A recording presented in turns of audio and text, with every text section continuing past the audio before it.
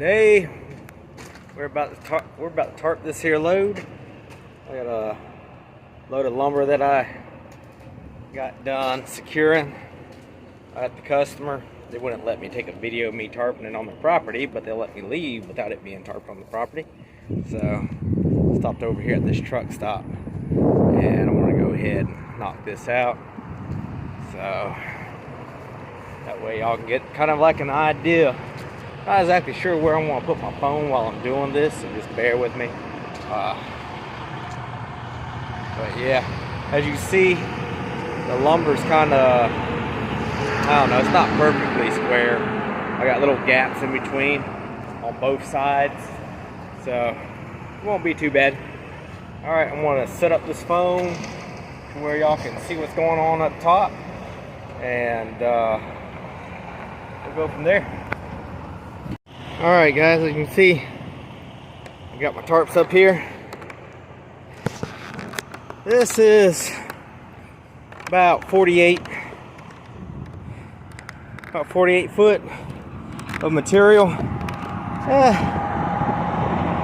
53-foot trailer. Yeah, it's probably about 48 foot long, maybe 47, 46, somewhere around in there. It don't come up flush to the front, but what I got is one end tarp and two center tarps. I keep two center tarps on my truck. They're going to give you one center tarp. I suggest to get two to make life easier on you, like this, because on a tarp with a barn door, you're going to end up using about 8 bungees to do the front and the rear. But what I like to do is at least on the rear, I like to put one of the center tarps. That way I can just get away with just using 2 bungees. And I want to show you that when I get to it. Let's get this thing rolled out. Alright, got the back one rolled out. Dropped off the edges.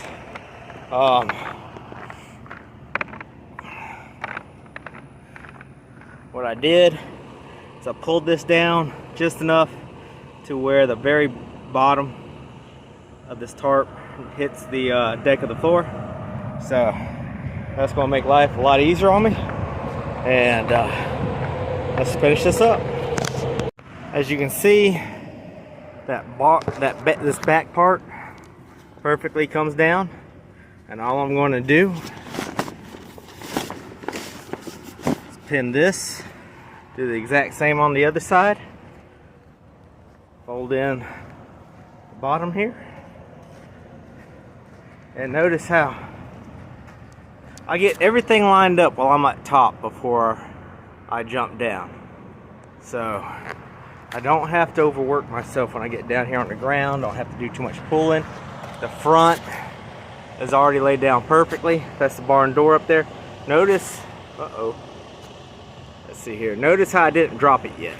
I have not. I just put one little corner up there, just enough for me to grab so I can pull it down. The first thing I got to do before I do that is bungee this inwards. If you don't bungee that inwards, and you're going to see a lot of guys turn around and just tuck this and then pull their barn door down and just tarp their barn, just bungee their barn door, and when they get down the road, this will come out and balloon out. And don't do that to yourselves. Also, another thing, notice I worked from the back. I started at the back and worked my way forward. The reason being is you want this to overlap like so that when you're going down the road, the wind is going that way and it's not catching your tarp and blowing up underneath and causing a lot of problems. So if you don't think that happens, become a flatbedder. Get to some of these lumber mills or some of these other customers. You're going to see guys do it all the time, and you're just going to look at them and there ain't no hope for them. You can try telling them, you can try talking to them, and they'll get mad at you because you're trying to help them. I don't know why, but some of these guys' egos are ridiculous. But anyway, that's how you do it. And got everything lined up pretty good. Let's get these bungees on here. I can show you all the finished product.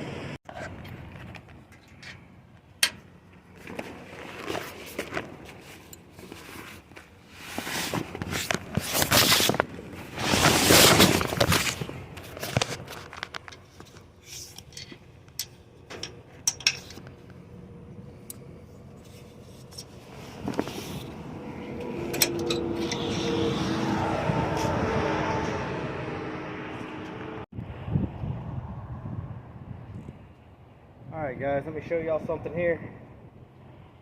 When you do these corners, I'm gonna get these gloves on.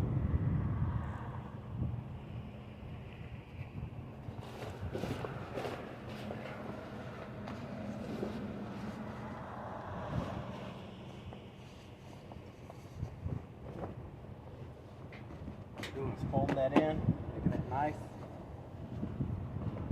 Take the bottom here, fold that upwards, tuck that up.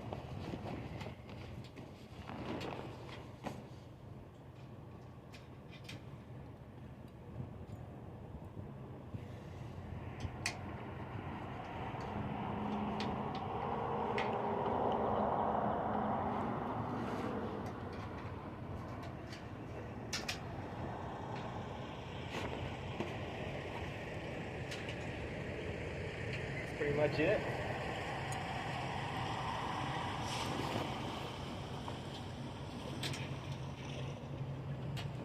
Now, how tight does a bungee need to be? A bungee really doesn't need to be that tight. All you really gotta do is take this bungee,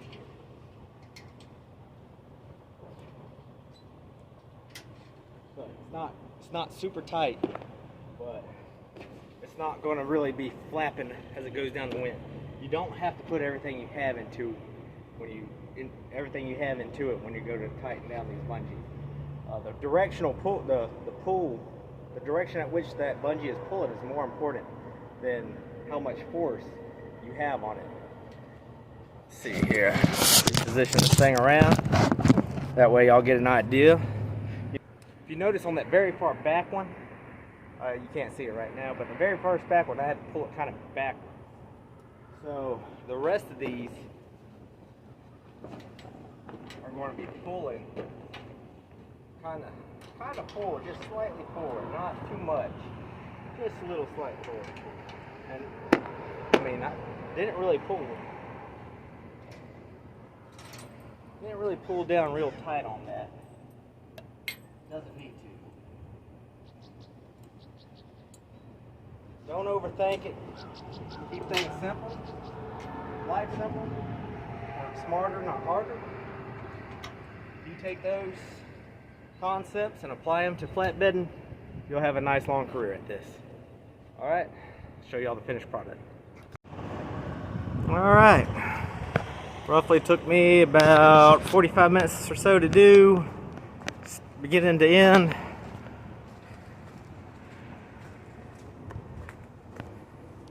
Showing you how it looks on all sides, front, back.